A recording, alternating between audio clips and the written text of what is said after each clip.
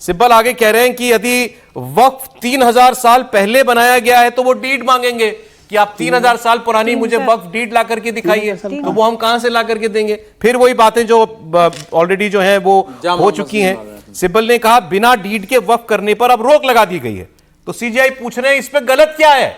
Chief justice ने उनसे पूछा, जो वो दलील दे रहे हैं कि अब तो मुझे हर संपत्ति की डीड करानी पड़ेगी वक्फ की, तभी वो वक्फ हो पाएगी। तो चीफ जस्टिस ने पूछा इसमें गलत क्या है, आप ये बताइए। सिब्बल कह रहे हैं रजिस्टर्ड डीड की क्या जरूरत है, अगर वक्फ बाय यूजर हो तो डीड कैसे होगी, वक्फ बाय यूजर को तो हटा दिया गया है। तो जस्टिस विश्वनाथन ने कहा कि रजिस्टर्ड डीड से निश्चितता आएगी। आप वो उसकी पुष्टि होगी, पुख्ता होगा उसका दावा कि नहीं ये वक्फी है, इसको आप बाद में कोई चुनौती नहीं दे पाएगा। सिब्बल ने कहा अंग्रेजों ने संपत्ति के दस्तावेज खत्म कर दिए, अब मैं 300 साल पुराने वक्फ के कागजात कहां से लाऊं। वो ये भी कह रहे हैं कि कलेक्टर का प्रोसेस न्यायिक प्रक्रिया नहीं है। तो एक तो ये इस पर बड़ा जोर है कि सरकार क्यों जांच करेगी, या सरकार इसमें बीच में कलेक्टर क्यों डाल दिया गया और वक्फ बाय यूजर क्यों हटा दिया गया। उस पर सुप्रीम कोर्ट का जो फौरी रिएक्शन है, मैं ये नहीं कह रहा कि उनका आगे भी ये रुख होगा, लेकिन वो पूछ रहे हैं कि भाई अब डीड कराने में क्या प्रॉब्लम है। लेकिन इसको आप है ना ऑब्जर्वेशन के तौर पर या कमेंट के तौर पर मत मानिए। अच्छा। वो एक इंटरोगेशन का तरीका होता है सुप्रीम कोर्ट का, वो ये कि ये सवाल सरकार से भी कर सकते हैं, इसलिए उनसे आप किसी रास्ते पर पहुंच रहे हैं ये मत समझिए, मेरा कहने का मतलब ये। लेकिन एक कमेंट तो बनता है विजय जी की, और रजिस्टर्ड डीड का जिक्र कर रहे हैं सुप्रीम कोर्ट। कपिल सिब्बल 3000 साल पहले इस्लाम नहीं था, 300 साल पहले की बात कर रहे हैं, वो गलत आपने बोला होगा, 300 साल पहले की बात कर रहे हैं। तो मालूम नहीं, मुझे लगता है कपिल सिब्बल जी, जैसा मैंने कहा, इनकी वकालत मुझे लगता है तालिबान को बहुत जरूरत पड़ेगी, उनको हायर कर लेना चाहिए। अच्छा, मुझे ये माइंडसेट समझ में नहीं आ रहा है। ठीक है, वो मदनी के वकील के हिसाब से है, लेकिन उनका एक मुझे लग रहा है कि 1995 और 2013 का जो वक्फ कानून बना था उसमें इन लोगों की एक बड़ी भूमिका थी। 2013 में तो पूरी ही भूमिका थी इन सब की। तो चूंकि वो एक प्रकार से एनल्ड हो गया है, वो रद्द हो गया है, तो वो पर्सनल छटपटाहट भी है कि जो कानून बनाने में हमने इतनी मेहनत की वो कैसे रद्द हो गया। अब देखिए एक और बात आ गई। अब कपिल सिब्बल की तरफ से कहा गया कि जो कलेक्टर है वो फैसला लेगा सारा, तो इस पर उन्होंने कहा कि इसमें ऑब्जेक्शन क्या है। तो सीजीआई ने कहा कि यथास्थिति बरकरार रखी जाएगी, क्या कलेक्टर का फैसला न्यायालय के अधिकार क्षेत्र में आएगा। तो कपिल सिब्बल ने कहा कानून की धारा ऐसा नहीं कहती। इस पर कोई मेहता साहब हैं वहां खड़े हुए, कौन हो सकते हैं? तुषार मेहता सरकार की तरफ से होंगे।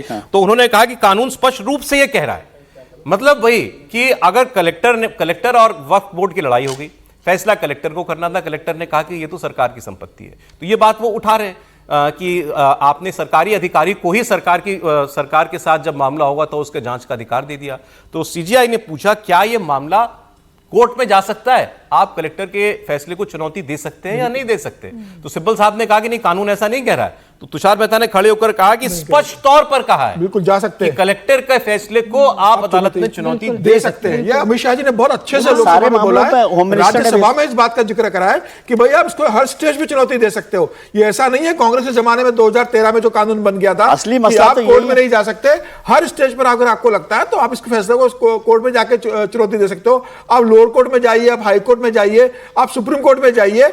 और मुझे लगता है कि जिस तरीके से कपिल सिब्बल सुप्रीम कोर्ट को मुझे लगता है गुमराह करने की कोशिश कर रहे हैं इस बात को लेकर, क्या कपिल सिब्बल को यह नहीं मालूम, उन्होंने तो पूरा वक्त बिल पढ़ा होगा कि भाई अगर कोई कलेक्टर से सहमत नहीं है तो उसके खिलाफ वो हाईकोर्ट जा सकता है। लेकिन मुझे लगता है कि जिस तरीके से कपिल सिब्बल वहां पैरवी कर रहे हैं, वो सीधा सीधा ये बताना चाहते हैं कि भाई ये मुसलमानों का धार्मिक मामला है, संविधान इनके ऊपर लागू नहीं होता, कोई नया अमेंडमेंट इनके ऊपर लागू नहीं होता। तो जो 2013 में मनमोहन सिंह की सरकार के समय जो बना था उसे वापस यथास्थिति में आप लाकर रख दीजिए और पूरे अधिकार उनको दे दीजिए कि कोई कभी भी किसी संपत्ति पर वो दावा कर सकते हैं और वो संपत्ति वक्फ की बन जाएगी। और फिर देने वाला जिसकी जबरदस्ती जमीन ले ली गई है वो दुनिया में कहीं चक्कर नहीं खा पाए, अपनी जमीन गवा दे। तो मुझे लग रहा है कि जिस तरीके से सीजीआई लगातार जो आर्गुमेंट कर रहे हैं, जो कपिल सिब्बल जो बोल रहे हैं, उसका जो प्रश्न पूछ रहे हैं, मुझे लग रहा है कि समझ में सुप्रीम कोर्ट को भी आ रहा होगा कि कपिल सिब्बल क्या कहना चाहते हैं। कपिल सिब्बल ठीक है कि अभी वकील अपॉइंट हो गए, अब एक और सीनियर वकील खड़े हो गए, उन्होंने भी यही कहा, वरिष्ठ अधिवक्ता राजीव धवन कह रहे हैं ये भी इस बिल को कानून को चुनौती देने के लिए। उन्होंने कहा ये कानून इस्लाम धर्म की अंदरूनी व्यवस्था के खिलाफ है। नहीं, मैं कह रहा हूँ एक कंट्राडिक्शन और है, मैं कह रहा हूँ it's too early to say anything about this, है ना। लेकिन उसमें जो कपिल सिब्बल साहब ने कहा कि कलेक्टर के फैसले को चुनौती दे सकते कि नहीं दे सकते, वो तो हाई कोर्ट, सरकार ने खुद ने कहा, अमित शाह जी ने कहा। लेकिन अभी आप पहले बहस क्या हो रही थी इसमें कि जो फैसले हो रहे थे वक्फ की, उसको चुनौती नहीं दी जा रही, उसी पर तो लड़ाई थी कि इसको चुनौती नहीं दी सकते। सरकार ने कहा कि सबको चुनौती दी जा सकती है।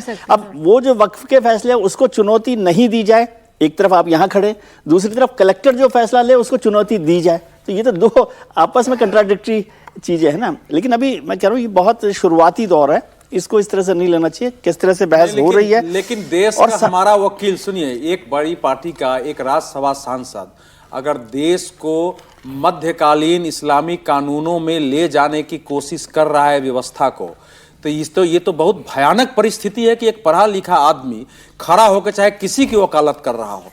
ये पूरी व्यवस्था कही जा रही है कि नहीं, जो कुछ भी हुआ है उसको वैसे रहने दो, उसमें न संसद जाए न कुछ जाए। सामान्य बात थोड़े है, आप देश को कहां ले जाना चाहते हैं कोर्ट में जाकर? दलील ये है कि शरिया इनका अधिकार है। और कल सुप्रीम कोर्ट फैसला दे देगा तब भी यही कहा जाएगा कि सुप्रीम कोर्ट हमारे इस्लाम और शरिया को नहीं मानता है। एक आधार भूमि बनाई जा रही है, ये अत्यंत ही भयानक है।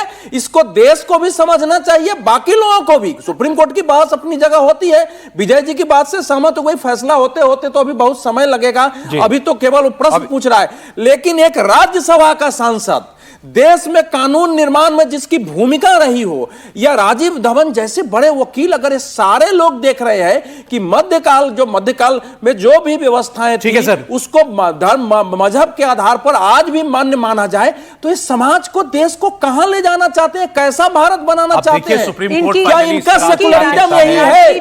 क्या इनका सेकुलरिज्म यही है? ठीक है सर, समय में पास खत्म हो गया। आप कुछ कह रही थी, बोलिए। सिर्फ इतना ही कि कपिल सिब्बल का करियर और उनके जैसे जो वकील है इस देश में, उन्होंने राजनीति, कांग्रेस की राजनीति, अपीसमेंट पॉलिटिक्स और अपनी वकालत को इकट्ठे जोड़ के जिस तरह से चला रहे हैं, ये बहुत ही खतरनाक है।